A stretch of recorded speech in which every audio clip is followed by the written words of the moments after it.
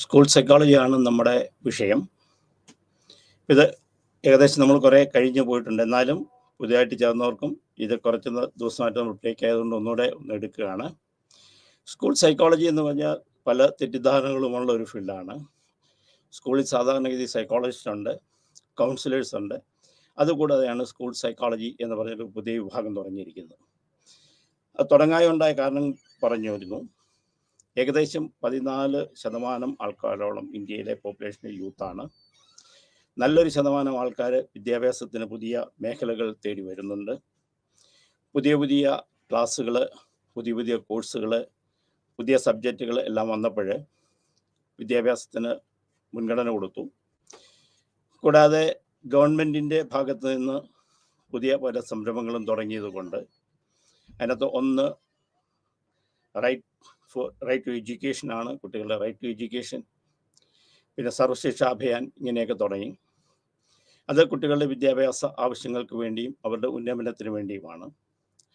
കൂടാതെ കോവിഡ് കഴിഞ്ഞതിന് ശേഷവും, കോവിഡിന് മുമ്പും കോവിഡിന് കഴിഞ്ഞ ശേഷം നമ്മൾ നോക്കുമ്പോൾ കുട്ടികൾക്ക് കൂടുതൽ സ്ട്രെസ് ഉണ്ടാകുന്നു. കഴിഞ്ഞ കുറേ കാലങ്ങളുടെ കണക്കനുസരിച്ച് കേരളത്തിൽ കൂടുതൽ കുട്ടികൾ വിദ്യാർത്ഥികൾ ആത്മഹത്യ ചെയ്യുന്നതായിട്ട് കാണുന്നു. പഠനം തെളിയിച്ചത് ധാരാളം സ്ട്രെസ്സ് കുട്ടികളുടെ മാതാപിതാക്കന്മാരിൽ നിന്നും സ്കൂളിൽ നിന്നും പിയർ ഗ്രൂപ്പ്സിൻ്റെ നിന്നും പുതിയ പുതിയ കോഴ്സുകൾ സംബന്ധിച്ച് വന്നതുകൊണ്ട് കൂടുതൽ സ്ട്രെസ് ഉണ്ടാകുന്നു. ആ സ്ട്രെസ്സ് താങ്ങാൻ വയ്യാതെ, അവരുടെ മാനസിക സംഘർഷം താങ്ങാൻ വയ്യാതെ കുട്ടികൾ ആത്മഹത്യ ചെയ്യുന്നതായിട്ട് കാണുന്നു. പിന്നെ മത്സരങ്ങൾ, കുട്ടികൾ തമ്മിലുള്ള മത്സരങ്ങൾ, സ്കൂളുകൾ തമ്മിലുള്ള മത്സരങ്ങൾ, വിദ്യാഭ്യാസ മേഖലയിൽ ഉണ്ടായ മത്സരങ്ങൾ, ഇതെല്ലാം വന്ന് കുട്ടികൾക്ക് അതിൻ്റെ പിരിമുറുക്കം താങ്ങാൻ വയ്യാതെ ആത്മഹത്യ ചെയ്യുന്നതായിട്ട് കാണുന്നു. അങ്ങനെയാണ് സ്കൂൾ സൈക്കോളജി ഉണ്ടായത്. സ്കൂൾ സൈക്കോളജി ഡീൽ ചെയ്യുന്നത് കുട്ടികളെ ആണ്, മുഖ്യമായും അത് കുട്ടികളാണ് ചെയ്തിരിക്കുന്നത്. പിന്നെ യുവാക്കളെ, പിന്നെ കുടുംബങ്ങളെ, കാരണം കുട്ടികളുമായിട്ട് ബന്ധപ്പെട്ട് നടക്കുന്ന എല്ലാ കുടുംബങ്ങളെയും, പിന്നെ എല്ലാ ഏജിലും. ഇതിപ്പോൾ നമ്മൾ പറയുന്നത് കൂടുതലും സ്കൂളിലെ ബേസ് ചെയ്തിട്ടാണെങ്കിലും വിദ്യാർത്ഥികൾ എന്ന് പറയുന്ന എല്ലാ വിഭാഗങ്ങളെയും മുൻപിൽ കണ്ടുകൊണ്ടാണ് സ്കൂൾ സൈക്കോളജി തുടങ്ങിയിട്ടുള്ളത്. പിന്നെ ഇത് ഒരു സ്കൂളിങ്ങുള്ള പ്രോസസ്സാണ്. സ്കൂളിനെ സംബന്ധിച്ച് സ്കൂളിനെ വിജയിക്കുക മാത്രമല്ല, സ്കൂളിലുള്ള കുട്ടികളുടെ പ്രശ്നങ്ങളെക്കുറിച്ച് പഠിക്കുക, അവർക്ക് വേണ്ടത് ചെയ്തു കൊടുക്കുക. അപ്പം സ്കൂളിങ്ങിനെ ബേസ് ചെയ്തിട്ട് അടിസ്ഥാനപരമാക്കിയിട്ടാണ് സ്കൂൾ സൈക്കോളജി ഡെവലപ്പ് ചെയ്തത്. ഇതെപ്പോഴും തെറ്റിദ്ധരിക്കപ്പെടുന്ന ഒരു മേഖലയാണ്. തെറ്റിദ്ധരിപ്പിക്കപ്പെടുന്ന മേഖല എന്ന് വെച്ച് കഴിഞ്ഞാൽ സ്കൂൾ സൈക്കോളജിസ്റ്റിൻ്റെ ജോലി എന്താണ്, കൗൺസിലേഴ്സിൻ്റെ ജോലി എന്താണ്, സ്കൂൾ സൈക്കോളജിസ്റ്റിൻ്റെ ജോലി എന്താണ്. അപ്പോൾ സ്കൂൾ സൈക്കോളജിസ്റ്റിൻ്റെ തെറ്റിദ്ധരിക്കപ്പെടുന്നതുകൊണ്ട് അവർ വിചാരിച്ചിരിക്കുന്നത്, ഇപ്പോഴും ടീച്ചേഴ്സും പാരൻസും ഒക്കെ വിചാരിക്കുന്നത് അവരാണ് ഇതിൻ്റെ എല്ലാം ഉത്തരവാദികൾ. അല്ലെ, സ്കൂളിലെ കുട്ടികളുടെ പ്രശ്നങ്ങളെ നേരിടേണ്ടത് മുഴുവൻ ഇവരുടെയാണ്. പ്രത്യേകിച്ച് ഇവരുടെ പ്രവർത്തന മേഖലയ്ക്ക് ഒരു അതിര്, ഒരു ബൗണ്ടറി തീരുമാനിച്ചിട്ടില്ല. അതും ഒരു പ്രശ്നമാണ്. അപ്പം ഈ ലിമിറ്റേഷൻസ് വെച്ചുകൊണ്ടാണ് സ്കൂൾ സൈക്കോളജിസ്റ്റ് പ്രവർത്തിക്കുന്നത്. അപ്പം സ്കൂൾ സൈക്കോളജിസ്റ്റ് എന്ന് പറഞ്ഞു കഴിഞ്ഞാൽ സൈക്കോളജിസ്റ്റിനെയും സ്കൂളിലെ സൈക്കോളജിസ്റ്റിനെയും കൗൺസിലേഴ്സിനെയും വ്യത്യസ്തമായ ജോലിയാണ് അവർക്ക്. മെയിനായിട്ടുള്ളത് സ്കൂളിംഗ് എന്നുള്ള പ്രോസസ്സ്, അത് പഠനം എന്നുള്ളതായ ആ ഒരു മേഖലയെ മുഴുവൻ കവർ ചെയ്യുന്നതാണ് സ്കൂൾ സൈക്കോളജിസ്റ്റിൻ്റെ ജോലി. അത് നമ്മൾ ആദ്യം പഠിക്കും. സ്കൂൾ സൈക്കോളജിസ്റ്റ് എന്തൊക്കെയാണ് അവരുടെ ജോലികൾ വിചാരിക്കുന്നത്. മറ്റേ സൈക്കോളജിക്കൽ അസസ്മെൻറ്റ് എന്ന് പറഞ്ഞാൽ കുട്ടികളുടെ പ്രശ്നങ്ങളെക്കുറിച്ച്, അവരുടെ IQ അല്ല, അവരുടെ IQ ബാക്കിയുള്ളതിനെ കുറിച്ചല്ല നിൽക്കുന്നത്. കുട്ടികളുടെ എന്താണ് പ്രശ്നങ്ങളെന്ന് മനസ്സിലാക്കുക, അതിനെക്കുറിച്ച് അസസ് ചെയ്യുക. പഠിക്കാനായിട്ട് എന്താണ്, അവർക്ക് സ്ട്രെസ് ഉണ്ടാകുന്ന കാര്യങ്ങൾ എന്താണ്, അവർക്ക് താങ്ങാൻ പറ്റാവുന്ന മേഖലകളാണോ, അവർക്ക് വേറെ എന്തെങ്കിലും കരിയറാണോ വേണ്ടത്, അവർക്ക് കരിയർ ഓപ്ഷൻസ് എന്തൊക്കെയുണ്ട്, അല്ലെങ്കിൽ ഏതൊക്കെ സബ്ജക്റ്റിനാണ് കുട്ടികൾക്ക് പ്രശ്നമുള്ളത്. അങ്ങനെയുള്ള അസസ്മെൻ്റാണ് സൈക്കോളജിക്കൽ അസസ്മെൻ്റ് കൊണ്ട് ഉദ്ദേശിച്ചത്. പിന്നെ ഇൻ്റർവെൻഷൻ, എന്തെങ്കിലും ഉണ്ടെങ്കിൽ അത് ഇൻ്റർവെൻറ്റ് ചെയ്യുക, അവരുമായിട്ട് ഇടപെടുക, കാര്യങ്ങൾ മനസ്സിലാക്കുക, വേണ്ട ഗൈഡൻസ് നമ്മൾ കൊടുക്കുക. ദെൻ പ്രിവെൻഷൻ, എന്തെങ്കിലും പ്രശ്നമുണ്ടെങ്കിൽ അല്ലെങ്കിൽ പ്രശ്നം വരുന്നതിന് മുമ്പ് തന്നെ അതിനെ തടഞ്ഞു നിർത്തുക. ഇനി എന്തെങ്കിലും പ്രശ്നമുണ്ടെങ്കിൽ അതിനെ മാനേജ് ചെയ്യുക, അതാണ് പ്രിവെൻഷൻ ഉദ്ദേശിക്കുന്നത്. വരാതിരിക്കുക എന്നുള്ളതാണ് ആദ്യത്തെ. അഥവാ ഇനി എന്തെങ്കിലും വന്നു കഴിഞ്ഞ് കഴിഞ്ഞാൽ അതിനെ എങ്ങനെ നേരിടും, അപ്പോൾ അതിനുള്ള റെമഡിയും കണ്ടുപിടിക്കും. ഹെൽത്ത് പ്രൊമോഷൻ, പ്രത്യേകിച്ച് ഇന്നത്തെ കാലഘട്ടങ്ങളിൽ നമ്മുടെ കുട്ടികളുടെ ഹെൽത്തിനെ സംബന്ധിച്ചിടത്തോളം മാതാപിതാക്കൾക്ക് യാതൊരു താല്പര്യം, അല്ലെങ്കിൽ ഇപ്പോഴത്തെ സാഹചര്യങ്ങളനുസരിച്ച് കുട്ടികൾക്ക് യാതൊരുവിധ പരിഗണനയും കിട്ടുന്നില്ല. അതുകൊണ്ട് ഇപ്പോഴത്തെ സ്കൂൾ നിയമം, ഇപ്പോൾ പുതിയ നിയമങ്ങളനുസരിച്ച് സ്കൂളുകളിൽ curriculum, extra curricular activities, physical ആക്ടിവിറ്റീസും വേണമെന്നുള്ള തീരുമാനങ്ങളായിട്ടുണ്ട്. അപ്പോൾ ഇവിടെ ഹെൽത്ത് എന്ന് ഉദ്ദേശിക്കുന്ന മെൻ്റൽ ഹെൽത്ത് മാത്രമല്ല, ശാരീരിക മാനസികവും. ഈ ശാരീരികവും മാനസികവും മാത്രമല്ല, കുട്ടികളെ മാത്രമല്ല, ആ സ്കൂളിൻ്റെ അന്തരീക്ഷം, കുടുംബത്തിൻ്റെ അന്തരീക്ഷം, അങ്ങനെയുള്ള ഹെൽത്ത് പ്രൊമോഷൻസാണ് ഉദ്ദേശിക്കുന്നത്. പിന്നെ പ്രോഗ്രാം ഡെവലപ്മെൻറ്റ്, ഒരു പ്രോഗ്രാം എന്തൊക്കെയാണ് നമ്മൾ ഇതിനകത്തുള്ളത്, അതെങ്ങനെ ചെയ്യണം എന്നുള്ള ഒരു പ്രോഗ്രാം ഡെവലപ്മെൻറ്റ് കൊടുക്കാം. അത് അസസ്മെൻറ്റ് മുതൽ ഇൻ്റർവെൻഷൻ, പ്രിവെൻഷൻ, ഹെൽത്ത് പ്രൊമോഷൻ, അതെല്ലാം കൂടെ കൂടിയാണ് പ്രോഗ്രാം ഡെവലപ്പ് ചെയ്യുക. ഒരു സ്കൂളിലേക്ക് ആവശ്യമുള്ള എന്തൊക്കെ ചെയ്യാം. ഇത് കൂടുതൽ നമ്മൾ ഇതിൻ്റെ എവാലുവേഷൻ എന്ന് പറയുന്നത്, നമ്മൾ ആദ്യം തന്നെ പറയുന്നത് അസസ്മെൻറ്റ്. ഈ അസസ്മെൻറ്റ് എന്ന് പറയുന്നത് ഈ സ്കൂൾസിനും ഫാമിലീസിനും അത് സിസ്റ്റത്തിനെ വെച്ചിട്ടാണ് നമ്മൾ അസസ്മെൻറ്റ് നടത്തുക. ഇവാലുവേഷൻ നടത്തുന്നത് വെച്ചാൽ ഈ കാര്യങ്ങൾ ഇംപ്ലിമെൻറ്റ് ചെയ്യാൻ പറ്റുന്നുണ്ടോ, ഈ കുട്ടികൾക്ക് ഇത് ചെയ്യാൻ പറ്റുന്നുള്ള കാര്യങ്ങളാണോ, അതിന് സ്പെഷ്യൽ ഫോക്കസ് ചെയ്യുക. അപ്പം എന്ന് വെച്ചാൽ കുട്ടികളെയും യുവാക്കളെയും മുമ്പിൽ കണ്ടുകൊണ്ട് സ്കൂളിൻ്റെ സാഹചര്യങ്ങളനുസരിച്ച്, കുടുംബത്തിൻ്റെ സാഹചര്യങ്ങളനുസരിച്ച്, അല്ലെങ്കിൽ അവരുടെ ഫങ്ഷൻ ചെയ്യുന്ന ചുറ്റുപാടുകളെ ബേസ് ചെയ്തിട്ട് അവരെ രക്ഷിക്കുവാൻ വേണ്ടി, അല്ലെങ്കിൽ അവരെ സംരക്ഷിക്കാൻ വേണ്ടി, അവർക്ക് നല്ലൊരു കരിക്കുലം കൊടുക്കാൻ വേണ്ടിയിട്ട് നടത്തുന്നതായ ഒരു ഇവാലുവേഷൻ സർവീസാണ് നടക്കുന്നത്. അപ്പം ഇവരുടെ ജോലി, അത് സ്കൂൾ സൈക്കോളജിസ്റ്റിൻ്റെ ജോലി. സൈക്കോളജി നമ്മൾ പഠിക്കുമ്പോൾ സ്കൂൾ സൈക്കോളജിസ്റ്റ് എന്നവരുടെ ജോലി സൈക്കോളജിക്കൽ അസസ്മെൻറ്റ്. സൈക്കോളജി അസസ്മെൻറ്റ് എന്ന് പറഞ്ഞാൽ അവരുടെ IQ അങ്ങനെയുള്ള കാര്യങ്ങളല്ല. അത് ആദ്യം നമ്മൾ മനസ്സിലാക്കണം, അത് വേറെയാണ് ടെസ്റ്റ്. അത് നമ്മൾ നടത്തേണ്ട കാര്യങ്ങളുണ്ട്. അത് IQ ഒക്കെ വരുമ്പോൾ അത് നമ്മൾ അടുത്ത ഇത് പറയുമ്പോൾ പറയാം.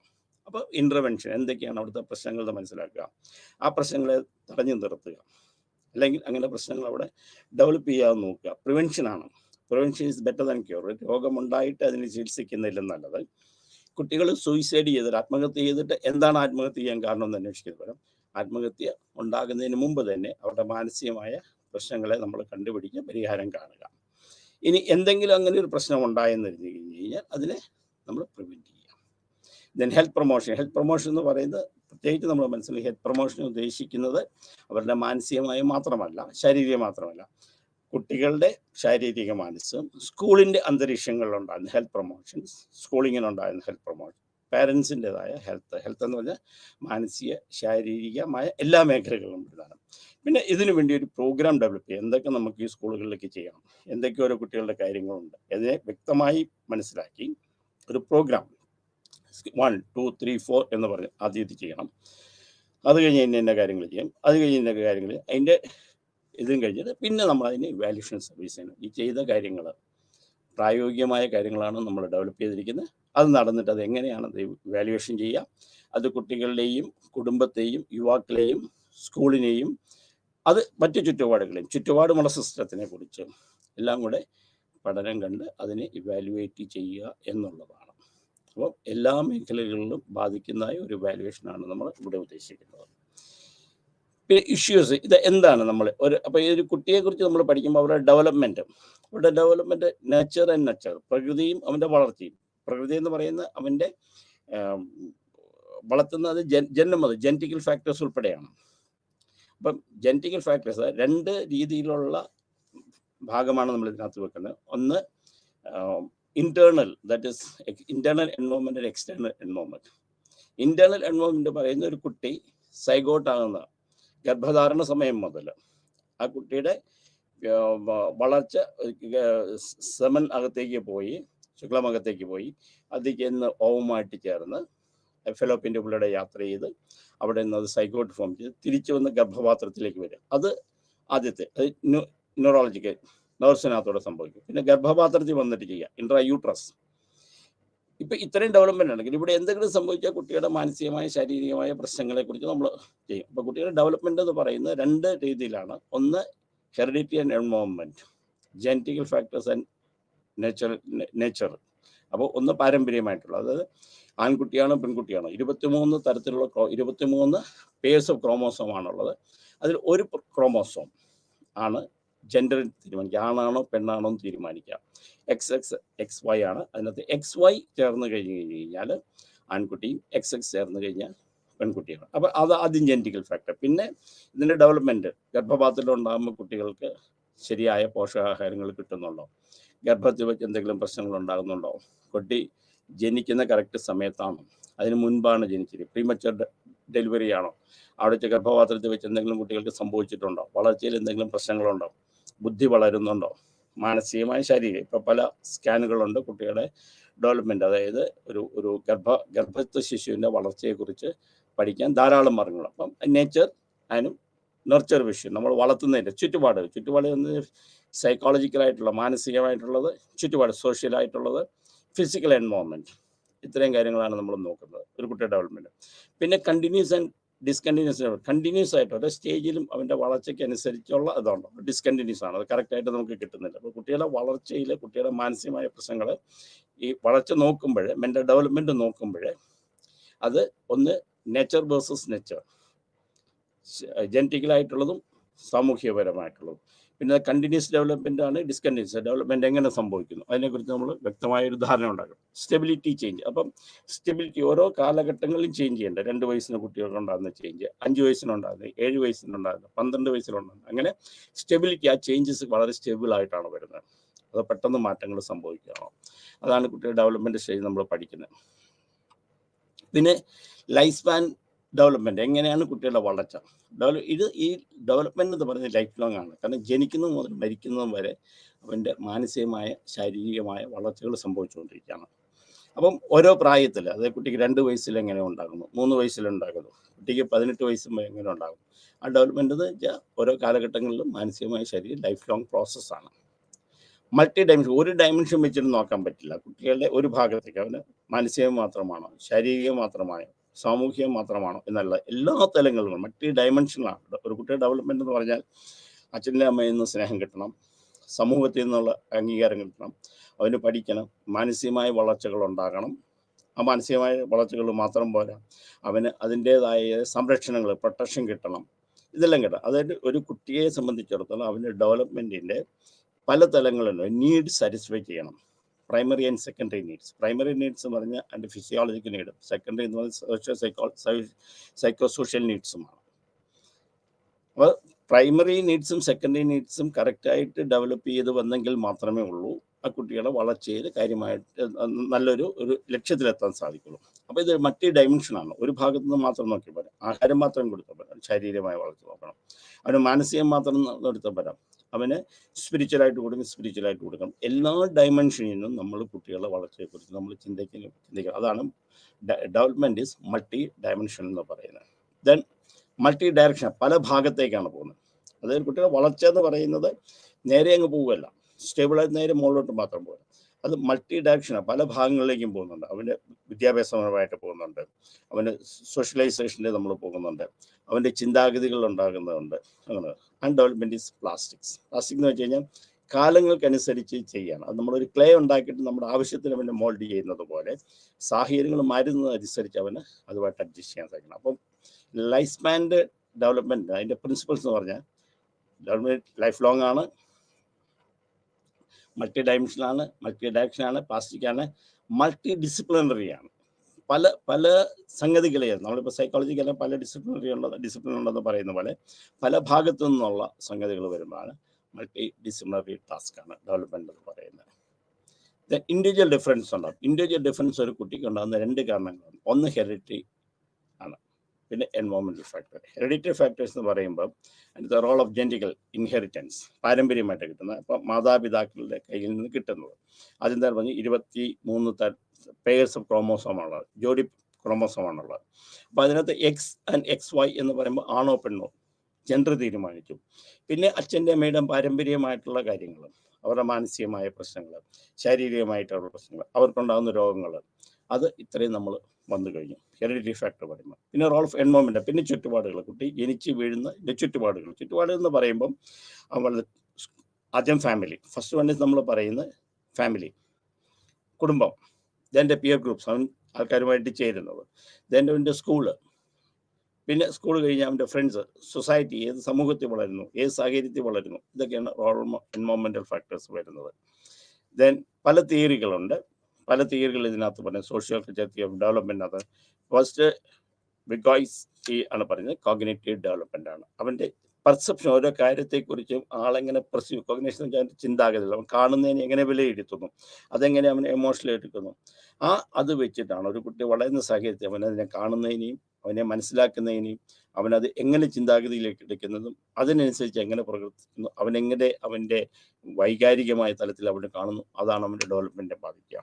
ദെൻ സോൺ പ്രോക്സിമൽ, ഏതൊക്കെ അടുക്ക് നിൽക്കുക, ഇസഡ് PD, ഇത് പരീക്ഷ ചോദിക്കാണ്ട്.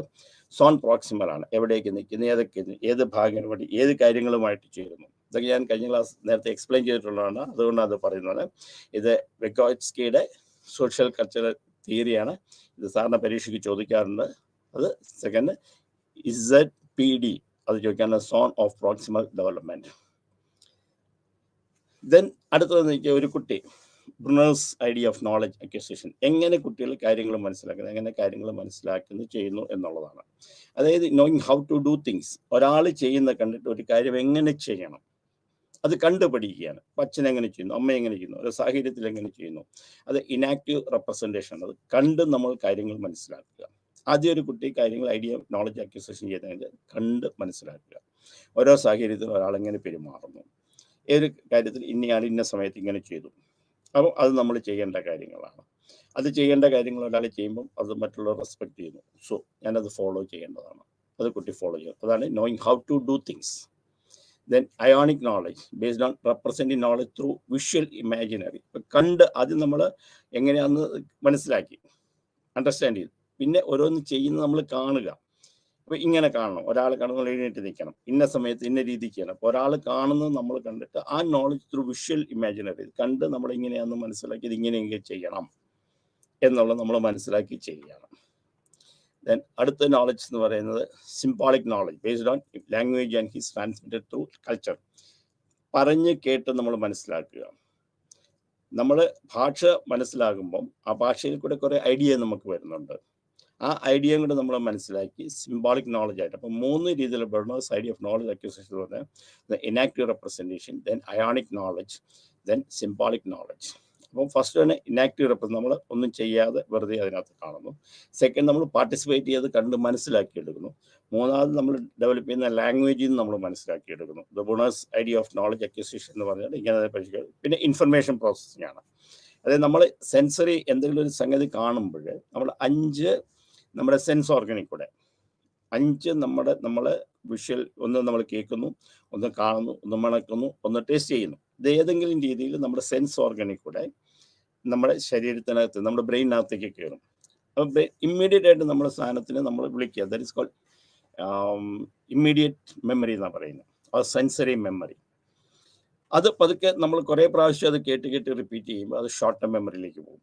ആ ഷോർട്ട് ടേം മെമ്മറി എന്ന് കഴിഞ്ഞാൽ നമ്മളത് കുറച്ച് അത് സ്റ്റോർ ചെയ്ത് കഴിയുമ്പോൾ it will go to long term memory, അത് ജീവിതകാലം മുഴുവൻ ഉണ്ടാകും. അപ്പോൾ ഈ ഇൻഫർമേഷൻ, നമ്മൾ നോളജ് അക്വിസിഷൻ എന്ന് പറയുന്നത് നമ്മൾ സെൻസ് ഓർഗനിൽ കൂടെ അത് വരുന്നു, അത് നമ്മൾ ഷോർട്ട് ടേം മെമ്മറിയിലേക്ക് വിടുന്നു. STM എന്ന് വെച്ചാൽ that is called short term memory. Short term മെമ്മറിയിൽ നിന്ന് നമ്മൾ ലോങ് ടേം മെമ്മറിയിലേക്ക് വിടുന്നു. അപ്പോൾ അത് പിന്നെ നമ്മളെ ലോങ് ടേം മെമ്മറി നമ്മുടെ മെമ്മറിയിലാണ്, നമ്മളത് റീകളക്ട് ചെയ്തിട്ട് നമ്മൾ ഏതെങ്കിലും സമയത്ത് ചെയ്യും. നമ്മൾ പണ്ട് കണ്ട കാര്യങ്ങൾ, കേട്ട കാര്യങ്ങൾ, നമ്മുടെ മനസ്സിനകത്തിട്ടിരിക്കുന്ന കാര്യങ്ങൾ ആവശ്യം വരുമ്പോൾ നമ്മളത് പറയും. മെമ്മറി എന്ന് പറയുന്നത് ability of a person to recollect already learn at the time of need. ആവശ്യം ഉള്ള കാര്യങ്ങൾ ആവശ്യമുള്ള സമയത്ത് മുൻപ് പഠിച്ച കാര്യങ്ങൾ നമ്മൾക്ക് ഉപയോഗിക്കാൻ, റീകളക്ട് ചെയ്യാൻ, വിളിക്കാൻ സാധിക്കാം. അപ്പം നമ്മൾ ഓൾറെഡി എവിടെയെങ്കിലും പഠിച്ച കാര്യങ്ങൾ നമ്മുടെ ലോങ് ടേം മെമ്മറി കിടക്കുന്നുണ്ടാവും. ആവശ്യം വരുമ്പോൾ അതിനെ നമ്മൾ റീകളക്ട് ചെയ്യാം, എന്നിട്ടത് ചെയ്യുക. അപ്പം നമ്മുടെ മനസ്സിൽ നമ്മൾ കണ്ടതും കേട്ടതും ചെയ്യേണ്ടതുമായ കാര്യങ്ങൾ നമ്മുടെ ബ്രെയിനിൽ സൂക്ഷിച്ചിട്ട് നമ്മൾ അതിനെ അനുസരിച്ച് പ്രോസസ്സ് ചെയ്യുക. That is called information processing theory. Kohlberg's view of moral development. Pre conventional mortality, conventional mortality and pre conventional mortality. ഇതാണ് ചില കാര്യങ്ങൾ നമ്മൾ സമൂഹത്തിൽ നമ്മൾ കണ്ടുപിടിക്കുന്നു, അത് കൺവെൻഷണൽ നമ്മൾ ചെയ്യുന്നു, അത് പിന്നീട് നമ്മൾ ചെയ്യുന്നു. അത് കോൾബേർഗ്സ് വ്യൂ ഓഫ് മോറൽ ഡെവലപ്മെന്റ് എന്ന് പറഞ്ഞിട്ടാണ്. ദെൻ കാൾഡ്രോൺസ്, ഇത് പറയുന്നത് കാറൽ ഗിൽഗൻ പറഞ്ഞിരിക്കുന്നത് ഇത് അങ്ങനെയൊന്നുമല്ല. നമ്മൾ ഓരോ കാര്യങ്ങളുടെ ഓരോ സ്റ്റേജ് നമ്മൾ ഓരോ കാര്യങ്ങൾ മനസ്സിലാക്കും. ഓരോ സ്റ്റേജ്, പല തിയറീസ് ഉണ്ട്. അതിനകത്ത് ഓരോ തിയറികളും നമ്മൾ ചോദിക്കും. ഈ ഡെവലപ്മെന്റൽ തിയറി ഇത് പല explain the different developmental theories എന്ന് പറഞ്ഞ് ചോദിക്കാം. അപ്പോൾ ഇതെല്ലാം നമ്മൾ പറയേണ്ടതാണ്. എന്നത് നേരത്തെ എടുത്തിട്ടുള്ളതാണ്.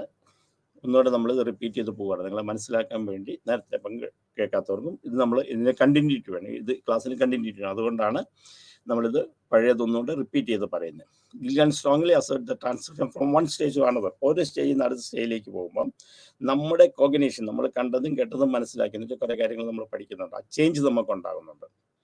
ആ ചേഞ്ചസ് ആണ് learning. Is a process. Learning എന്ന് പറയുന്നത് ഒരു പ്രോസസ്സാണ്. ചേഞ്ചസ് ഓഫ്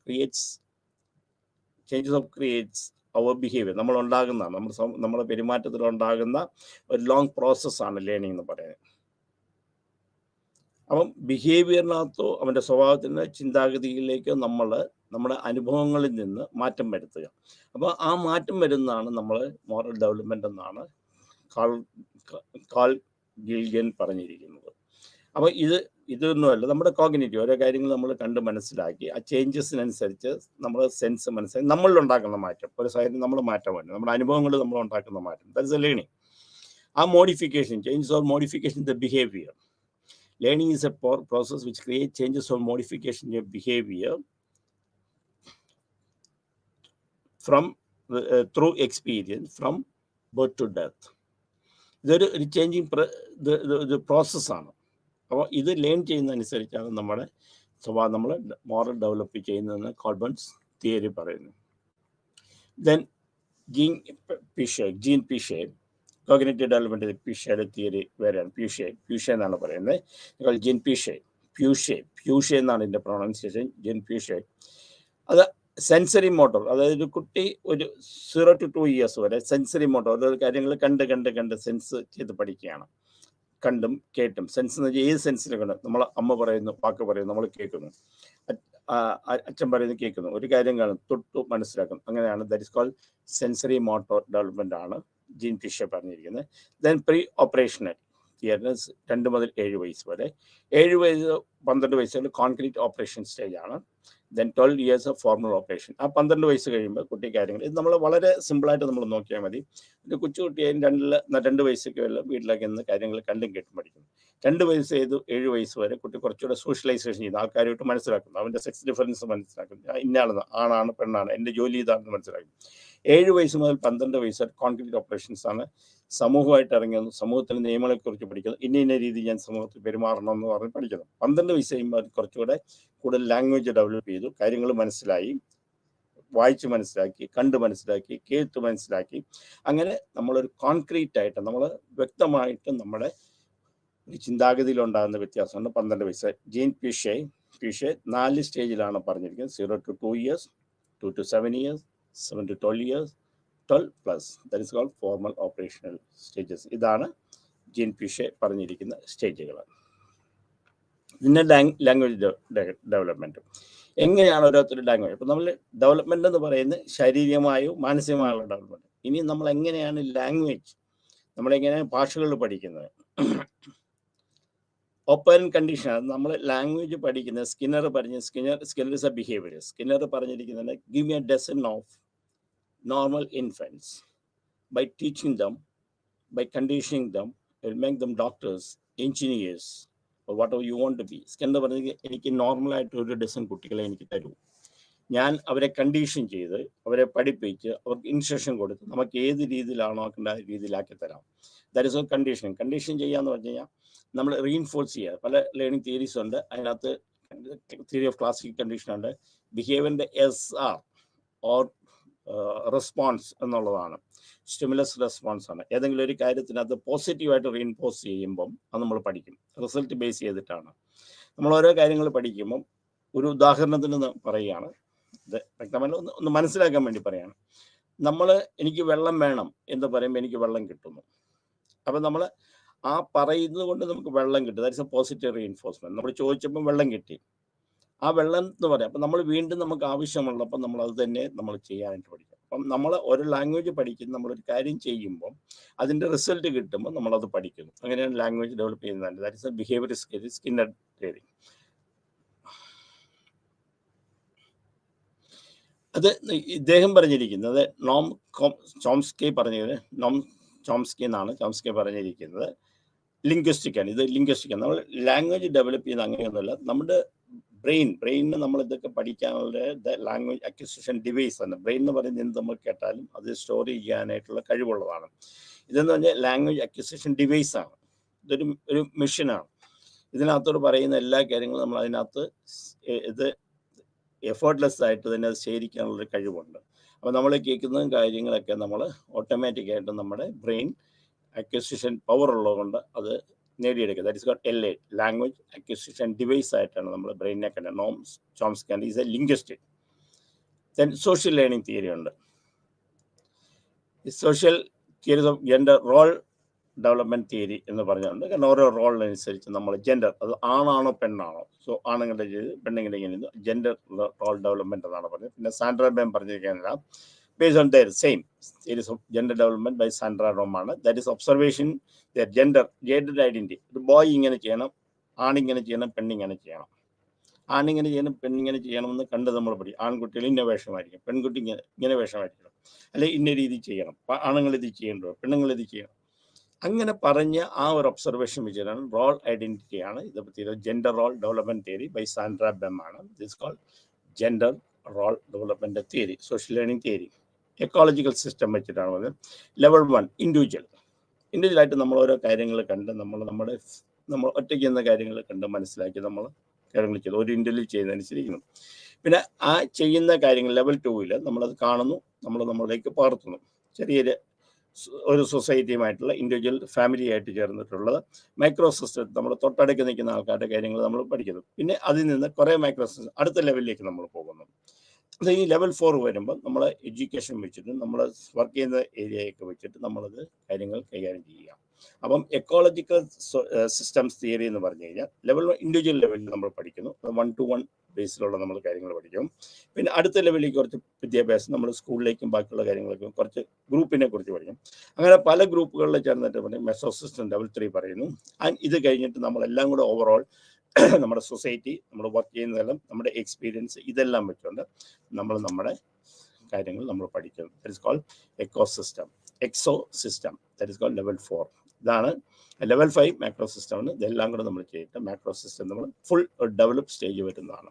അപ്പോൾ 5 സ്റ്റേജാണ് എക്കോളജിക്കൽ സിസ്റ്റം തിയറി പറഞ്ഞെങ്കിൽ: individual, micro system, meso system, exo system and മർക്കോ സിസ്റ്റം. ഈ 5 ലെവലിലാണ്. കാരണം എക്കോളജിക്കൽ സിസ്റ്റം ചോദിച്ചിട്ടുണ്ട് പലപ്പോഴും സോഷ്യൽ ലേണിംഗ് തിയറിക്കകത്ത്. ഇത് തന്നെ അസൈൻമെൻറ്റിൽ ചോദിച്ചിട്ടുണ്ട്. Eco social system, explain the eco social system of social learning എന്നൊക്കെ പറഞ്ഞ് നമ്മളെ അസൈൻമെൻറ്റിനകത്ത് ചോദിച്ചിട്ടുണ്ട്, പരീക്ഷയ്ക്ക് ചോദിച്ചിട്ടുണ്ട്.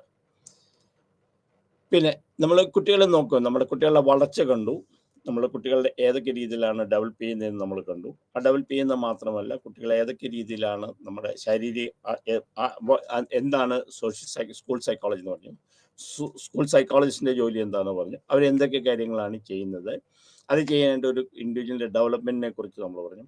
ആ ഡെവലപ്മെൻറ്റിനെ കുറിച്ച് എങ്ങനെ ലാംഗ്വേജ് ഡെവലപ്പ് ചെയ്യാം. അപ്പം പല കാര്യങ്ങളാണ്. ഒന്ന്, എന്താണ് സോഷ്യൽ സൈക്കോളജിസ്റ്റിൻ്റെ ജോലി എന്താണ്, അവരെന്തൊക്കെ കാര്യങ്ങളാണ് ചെയ്യുന്നത്, അവർ ഏതൊക്കെ രീതിയിലാണ് അത് ചെയ്യുന്നത്, അത് പഠിക്കാനായിട്ട് നമ്മൾ പറഞ്ഞ ഒരു കുട്ടി ഡെവലപ്മെൻറ്റ്, ഇൻഡിവിജ്വൽ ഡെവലപ്മെൻറ്റിനെ കുറിച്ചാണ് പഠിക്കുക. ഇൻഡിവിജ്വൽ ഡെവലപ്മെൻറ്റ് ഏതൊക്കെയാണ് നമ്മൾ പഠിക്കും. അത് കഴിഞ്ഞ് പഠിച്ചാൽ സോഷ്യൽ സിസ്റ്റമാണ്, സോഷ്യൽ ഡെവലപ്മെൻറ്റ്, ലേണിംഗ്, എങ്ങനെ കുട്ടികൾ പഠിക്കുന്നു. ഇതിനകത്ത് നമ്മൾ ഇനി സ്കൂൾ കുട്ടികളിലേക്ക് എന്തൊക്കെ പ്രോബ്ലംസ് ആണ് സ്കൂൾ കുട്ടികൾ നേരിടുന്നത്, അവരുടെ ശാരീരിക മാനസികമായ പ്രശ്നങ്ങളിൽ അവർ മെയിനായിട്ട് നമ്മളൊരു സ്കൂൾ കുട്ടികൾ കണ്ടുവരുന്ന പ്രശ്നങ്ങൾ എന്താണ്. ഫസ്റ്റ് വൺ ഇത് ലേണിംഗ് ഡിസ്ലെക്സിയ. വാക്കുകൾ വായിക്കാനും എടുക്കാനും പഠിക്കാനും അത് ചെയ്യാനായിട്ടുമുള്ള ബുദ്ധിമുട്ടുകളെ കുറിച്ചാണ്. Learning ഡിസബിലിറ്റിയാണ് dyslexia. എഴുതാനായിട്ടുള്ള ബുദ്ധിമുട്ട്, കാര്യങ്ങൾ അർത്ഥങ്ങൾ മനസ്സിലാക്കാനായിട്ടുള്ള ബുദ്ധിമുട്ട്, അതിൻ്റെ വാക്കുകളിൻ്റെ സ്പെല്ലിങ് മിസ്റ്റേക്ക് ഉണ്ടാകും, ഇതൊക്കെ ഡിസ്ലെക്സിയ എന്ന് പറയുന്നത്. ഡിസ്ഗ്രാഫിയ, എഴുത്തിലുണ്ടാകുന്നതായ ബുദ്ധിമുട്ടാണ്. ഒരു സെൻറ്റൻസ് പൂർത്തീകരിക്കാൻ പറ്റാതെ വരിക, അതിനകത്തുള്ള സ്പെല്ലിങ് മിസ്റ്റേക്സ് ഉണ്ടാകുക, എന്തെങ്കിലും ഒരു ടാസ്ക് കൊടുത്ത് കഴിഞ്ഞാൽ വരയ്ക്കുക, അങ്ങനെയൊക്കെ ഉള്ളതിനാണ് ഡിസ്ഗ്രാഫിയ. ഇതിന് ഡിസ്കാൽക്കുലിയ, കണക്കുമായിട്ട് കൂട്ടാനും കുറയ്ക്കാനും ഗുണിക്കാനും നമ്പറുമായിട്ടുള്ള, അതൊക്കെ ബ്രെയിൻ്റെ ഡെവലപ്മെൻറ്റ്, ബ്രെയിനകത്തുണ്ടാകുന്ന പ്രശ്നങ്ങളാണ്. Dyscalculia and dyspraxia. Then non verbal learning. Dyspraxia എന്ന് വെച്ചാൽ എന്തെങ്കിലും വരയ്ക്കാനും എടുക്കാനും കൊടുക്കാൻ ടാക്സിനൊക്കെ ഉണ്ടാകുന്ന പ്രശ്നങ്ങളാണ്. നോൺ വെർബൽ ലേണിംഗ് ഡിസബിലിറ്റി, ഒരു വെർബലും അതൊക്കെ അതിൻ്റെ അർത്ഥങ്ങളൊക്കെ മനസ്സിലാക്കി കാര്യങ്ങൾ പറയാനായിട്ടും അതിൻ്റെ ഗ്രാമർ പഠിക്കാനും ഇങ്ങനെയുള്ള പ്രശ്നങ്ങളാണ് learning dysgraphia, non verbal learning disability എന്ന് പറയുന്നത്. Then mentally challenge. അപ്പം നമ്മൾ ആദ്യം ഐക്യു പഠിക്കും. ഇൻ്റലിജൻസ് പറയുന്ന ഇൻ്റലിജൻസ് പറയുന്ന ഇനി നമ്മൾ പഠിക്കുന്ന കുട്ടികൾ നമ്മൾ മെയിനായിട്ട് പഠന വൈകല്യങ്ങളെ കുറിച്ച് പറഞ്ഞു. ഇനിയും കുട്ടികളുടെ മാനസികമായിട്ടുള്ള ഏറ്റവും കൂടുതൽ നമ്മൾ നേരിടുന്ന ഒരു പ്രശ്നങ്ങളൊന്നാണ് മെൻ്റലി ചലഞ്ച്. മെൻ്റലി ചലഞ്ച് പറഞ്ഞാൽ ആ കുട്ടികളെ പല രീതിയിലുണ്ട്. എപ്പോഴും നമ്മൾ തെറ്റിദ്ധരിക്കപ്പെടുന്നത് ഇൻ്റലിജൻസ് പറഞ്ഞാൽ ability of a person think rationally, act purposefully and deal effectively. ഒരു കാര്യത്തിനകത്ത് അതിൻ്റെ കാര്യകാരണം ചിന്തിക്കാൻ സാധിക്കും. തിങ്ക് റാഷണലി, ആക്ട് പർപ്പസ്ഫുള്ളി, ചെയ്യുന്ന കാര്യങ്ങൾക്ക് എന്തെങ്കിലും ചുമ്മാ കുറേ കാര്യങ്ങൾ ചെയ്തു.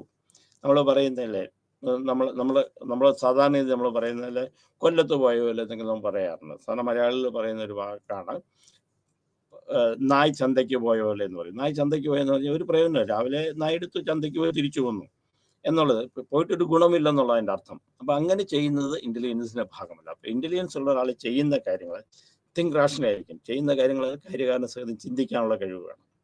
രണ്ടാമത് ചെയ്യുന്നതിന് എന്തെങ്കിലും ഒരു പ്രയോജനം വേണം. ആ പ്രയോജനം മാത്രമല്ല, ഒരു സാഹചര്യം വന്നു കഴിഞ്ഞാൽ അതിനെ ഡീൽ ചെയ്യാനുള്ള കഴിവ് വേണം. അതിനെ ആക്റ്റീവായിട്ട് ഡീൽ ചെയ്ത് നിർത്തുക. ഒരു പ്രശ്നം വന്നു, പ്രശ്നത്തെ നേരിടണം. ഇത്രയും കാര്യങ്ങൾ വരുമ്പോൾ ഒരാൾ ഇൻ്റലിജൻസ് നമ്മൾ പറയുള്ളൂ, ബുദ്ധി എന്ന് പറയുള്ളൂ. സാധാരണ എല്ലാവരോടും നമ്മൾ ഇത് പറയുമ്പോൾ പറയും നല്ലപോലെ മാർക്ക് വാങ്ങിച്ചു, കണക്കിന് മാർക്ക് വാങ്ങിച്ചു, അതുകൊണ്ട് ബുദ്ധി എന്ന് പറയാൻ പറ്റില്ല.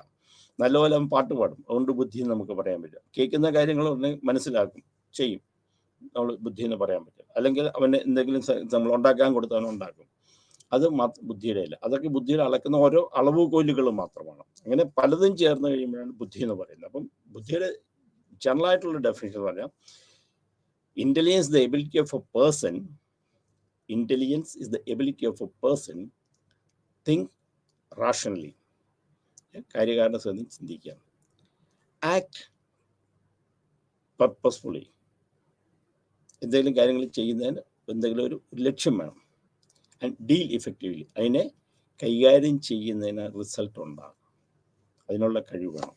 അപ്പം ഇങ്ങനെ ഇതാണ് ചെയ്യുന്നത്. അപ്പം മെൻ്റൽ ചലഞ്ച് എന്ന് പറഞ്ഞാൽ ഇതില്ലാത്ത കുട്ടികളാണ് ചലഞ്ച് ചെയ്തത്. അത് പല തരത്തിലാണ്. Mental challenge mainly based on IQ ആണ്. ഇൻ്റലിജൻസ് കോഷ്യൻ്റ് വെച്ചിട്ടാണ് നമ്മൾ നടക്കുന്നത്. ഐക്യു എന്ന് പറയുന്നത് mental age divide by chronological age into 100. ഇതൊരു നമ്പറാണ്, ഇറ്റ്സ് എ ഡിജിറ്റ്. അപ്പം IQ is the ratio between mental age and chronological age. That is, IQ is equal to MA. MA എന്ന് പറയുന്നത് മെൻ്റൽ ഏജ്. മെൻ്റൽ ഏജ് കണ്ടുപിടിക്കുന്ന psychological ടെസ്റ്റാണ്. എല്ലാ ടെസ്റ്റും നമ്മൾ കണ്ടുപിടിക്കുന്നത് സൈക്കോളജിക്കൽ ടെസ്റ്റ് ആണ്.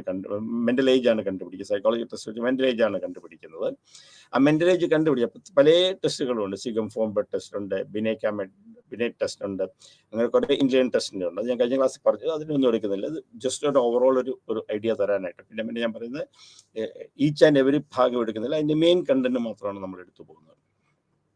അപ്പം മെൻ്റലി ചലഞ്ച് എന്ന് പറയുന്നത് ഐക്യു എന്ന് പറഞ്ഞാൽ മെൻ്റൽ ഏജ് ഐക്യു എന്ന് പറയുന്നത് mental age divide by chronological 100. That is IQ is equal to MA mental age. അത് നമ്മൾ സൈക്കോളജിക്കൽ ടെസ്റ്റിൽ കാണും. ബൈ ക്രോണോളജിക്കൽ ഏജ്, അത് കറക്റ്റ് ഡേറ്റ് ഓഫ് ബർത്ത് വെച്ചിട്ട് നമ്മൾ എടുക്കുന്നത്. ഒരാൾക്ക് 15 വയസ്സ്, അപ്പം 2000 ജനിച്ച അയാൾക്ക് 2023 3 വയസ്സ്, 2020 ജനിച്ച് കഴിഞ്ഞാൽ 2023 3 വയസ്സ്, 2000 ജനിച്ചാൽ ആ കുട്ടിക്ക് നമ്മൾ 2020 + 23 എത്ര വയസ്സായി നോക്കുക. അങ്ങനെയാണ് നമ്മൾ നോക്കുന്നത്. അപ്പം അതാണ് കറക്റ്റായിട്ടുള്ള ഏജ് എന്ന് പറയുന്നത്, ക്രോണോളജിക്കൽ ഏജ്. അപ്പോൾ ഇത് തമ്മിലുള്ള റേഷ്യോ ആണ് ഐക്യു. ഈ IQ below 70 is called mentally retarded. Mentally retard or mentally challenge. അത് പല കാറ്റഗറി ഉണ്ട്. 4 കാറ്റഗറിയാണ് ചെയ്യുക. മൈൽഡ് എന്ന് പറഞ്ഞാൽ ഐക്യു 55 മുതൽ 70 വരെ. ഐക്യു എന്ന് പറയുന്നത് നോക്കണം, ഇൻ്റലിജൻസ് പറയുന്ന ഐക്യു അല്ല. ഇൻ്റലിജൻസ് പറയുന്ന ability of a person think rationally, act purposefully, deal effectively. അത് പറയുന്നതെന്ന് വെച്ചാൽ എപ്പോഴും ഐക്യും ഇൻ്റലിജൻസും തമ്മിൽ എപ്പോഴും തെറ്റുപോകും. അപ്പോൾ അതിൻ്റെ ഐക്യു എന്ന് പറയുന്ന ഒരു നമ്പറാണ്. That is called intelligence quotient നമ്പറാണ്. ഇൻ്റലിജൻസ് പറയുന്ന നമ്പറല്ല, അത് ഓവറോൾ നമ്മൾ പറയുന്ന സംഗതിയാണ്. അപ്പം മൈൽഡ് എന്ന് പറയുന്നത് ഇവിടെ മെൻ്റലി ചലഞ്ച് അല്ല. ഐക്യു നമ്മൾ കണ്ടുപിടിക്കുമ്പോൾ ഐക്യു ബിറ്റ്വീൻ 70 and 55 and 70 ആണ്. That is called mild retardation.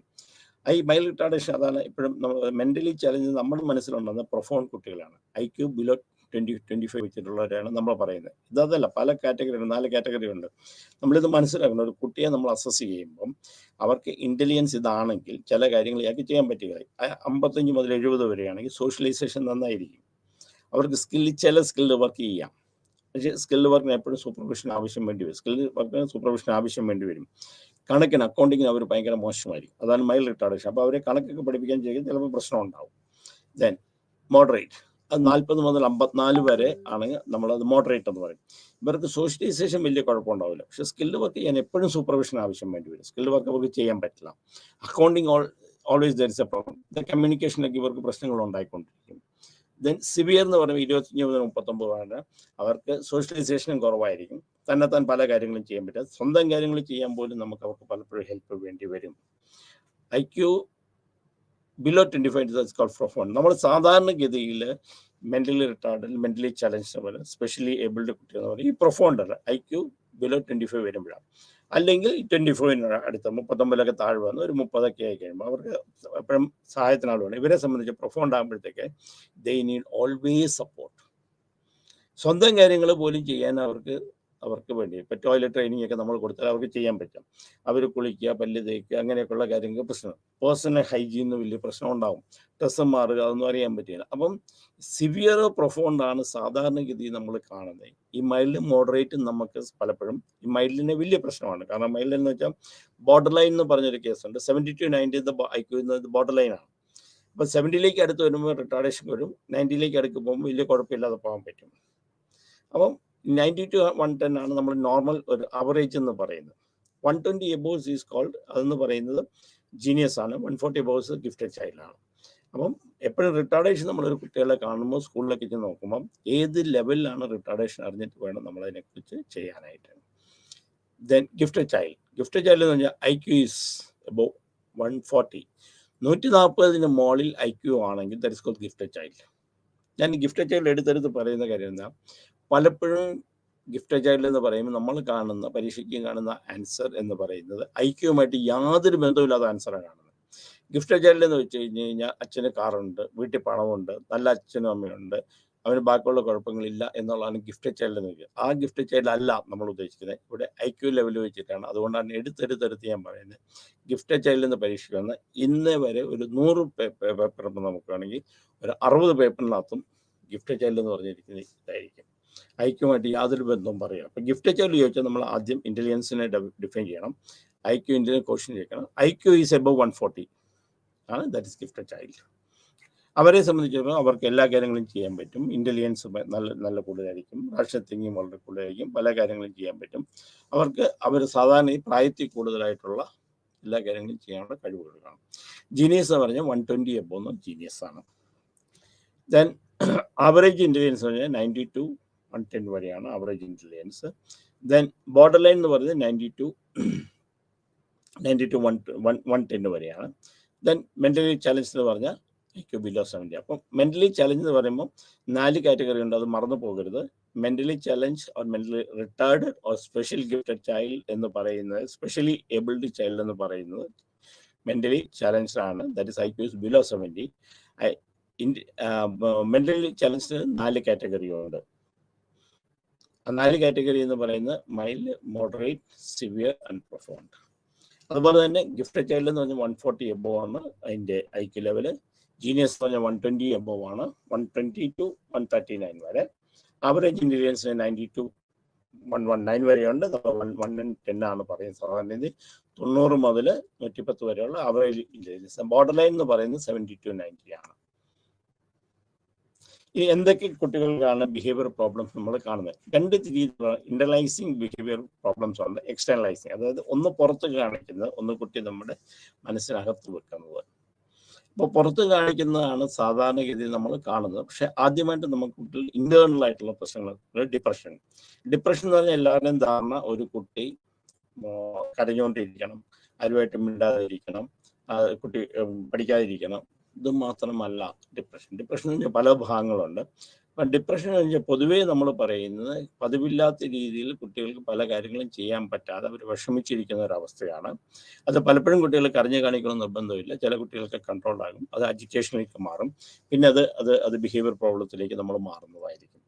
അല്ലെങ്കിൽ ഇങ്ങനെയുള്ള കുട്ടികളാണ് സാധാരണഗതി നമ്മൾ സൂയിസൈഡൊക്കെ കാണുന്നത്. അപ്പം ഡിപ്രഷൻ എന്ന് പറയുന്നത് നമ്മൾ കണ്ട് മനസ്സിലാക്കി ചെയ്യേണ്ടതാണ്. Then school and academic. ഇത് എന്തൊക്കെയാണ് ഡിപ്രഷനുള്ള കുട്ടികൾക്ക് പ്രശ്നം? ഒന്ന് സ്കൂളും അക്കാഡമിക്കും. കാരണം സ്കൂളിൽ വരാനായിട്ട് കുട്ടികൾ മടി കാണിക്കുക, സ്കൂളിൽ വന്നിരുന്ന് കരഞ്ഞുകൊണ്ടിരിക്കുക, സ്കൂളിൽ എഗൻസ്റ്റ് കാണിക്കുക, അവിടെ അക്കാഡമിക്കായിട്ട് നമ്മൾ പുറകോട്ട് പോവുക, പഠിക്കാനായിട്ട് പുറകോട്ട് പോവുക, സ്കൂളിൽ പ്രശ്നങ്ങൾ ഉണ്ടാക്കുക, സോഷ്യൽ ഗ്രൂപ്പുമായിട്ട് പ്രശ്നങ്ങൾ ഉണ്ടാക്കുക, സോഷ്യൽ വിഡ്രോവൽ ഉണ്ടാകുക. ഇതൊക്കെയാണ് ഡിപ്രഷൻ്റെ ഒരു ലക്ഷണം. ട്രബിൾ വിത്ത് പിയേഴ്സ് എന്ന് വെച്ചാൽ കൂട്ടുകാരുമായിട്ട് ചേരാൻ പറ്റാതെ വരിക, അവരുമായിട്ട് പ്രശ്നങ്ങൾ. പിന്നെ സെൽഫ് ഹാമിംഗ് ആണ്. സെൽഫ് ഹാമിംഗ് എന്ന് പറഞ്ഞു കഴിഞ്ഞാൽ മുറിവുണ്ടാക്കണമെന്ന് മാത്രമില്ല. എല്ലാവരും സെൽഫ് ഹാമിംഗ് എന്ന് പറയുമ്പോൾ ദേഹത്ത് മുറിവുണ്ടാക്കുന്നതല്ല. ചിലപ്പം വെറുതെ അടിക്കുന്നതാകാം, പിച്ചുന്നതാകാം. സെൽഫ് ഹാമിംഗ് എന്ന് പറഞ്ഞ് നമ്മൾ തലയ്ക്കടിക്കുന്നതാകാം, ചിലപ്പോൾ സാധനങ്ങൾ വലിച്ചെറിയുന്നത്, ഇതൊക്കെ അത് പൊട്ടിക്കുന്നത് നമുക്ക് മുറിവുണ്ടാക്കത്തക്ക ചെയ്യുന്നതാകാം. Then the major issue is the suicide. അപ്പം ഈ ഡിപ്രഷൻ എന്ന് പറയുമ്പോൾ നമ്മൾ നോക്കണം. ഡിപ്രഷൻ എല്ലാവരും കാണുന്ന അവന് സൂയിസൈഡ്, എല്ലാവരും നമ്മളോട് പറയുന്ന അവന് സൂയിസൈഡ് ടെൻഡൻസി ഒന്നുമില്ല, അവന് ഇരുന്ന് കരയുന്നില്ല, അങ്ങനെയില്ല. അപ്പം ഇതൊക്കെ സ്കൂളിൽ പോകാൻ മടി കാണിക്കുക, പിള്ളേരുമായിട്ട് പ്രശ്നങ്ങൾ ഉണ്ടാക്കുക, പിള്ളേരുമായിട്ട് ചേരാൻ പറ്റാതെ വരിക, അല്ലെങ്കിൽ നമ്മൾ കൂട്ടുകാരെല്ലാം എന്നെ എതിർക്കുന്നത് പറയുക, ടീച്ചേഴ്സിനെ എതിർക്കുന്നത്, അങ്ങനെ പല കാര്യങ്ങളും ഉണ്ട്. അപ്പോൾ സ്കൂളിലും അക്കാഡമിക്കലായിട്ട് എല്ലാം കൂടെ നോക്കിയെങ്കിൽ മാത്രമേ നമുക്ക് ഡിപ്രഷനെ മനസ്സിലാക്കൂ. ആങ്സൈറ്റി, ഇത് സാധാരണഗതിയിൽ എല്ലാവർക്കും ആങ്സൈറ്റി എന്ന് പറയാൻ സോഷ്യൽ ആങ്സൈറ്റി ഉണ്ട്.